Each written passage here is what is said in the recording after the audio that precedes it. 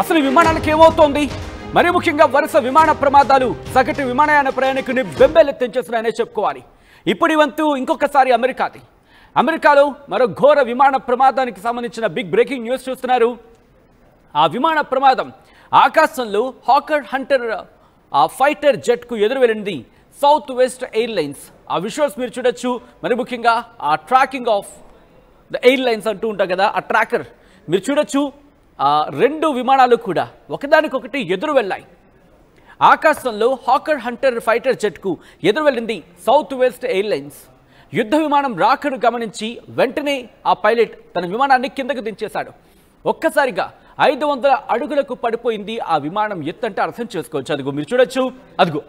అదిగో రెండు కూడా, ఇటు N30 N33AX, దాంతోపాటు ఇంకొకటి రెండు మీరు చూడొచ్చు. ఆ రెండు కూడా ఎదురెదురుగా వెళ్తున్న సందర్భం మీరు చూస్తే కనుక అదిగో అక్కడ అదిగోండి. అలా వెంటనే ఆ పైలట్ ఏం చేశాడు? ఎత్తుని వెంటనే కుదించేశాడు. ఎత్తుని వెంటనే కిందకి తగ్గించేశాడు. మీకు రైట్ సైడ్ బాక్స్లో ఆ రిప్రజెంటేషన్ వీడియో మీకు చూపించడం జరుగుతోంది. ఆ విజువల్ మీరు చూడొచ్చు. మరి ముఖ్యంగా విమానం కుదుపుతో ఇద్దరికి గాయాలయ్యాయి. దీంతో అక్కడ ప్రయాణికులు, ఆ విమానంలో ప్రయాణిస్తున్న ప్రయాణికులు బిక్కుమంటూ ప్రయాణించారు. రిమెంబర్, ఒక్కసారిగా 500 అడుగుల విమానమే 500 అడుగుల ఎత్తుకు పడిపోయింది. అక్కడ మీరు చూడొచ్చు ఒక హెలికాప్టర్. ఆ హెలికాప్టర్ అక్కడ పక్కనే ఉంది.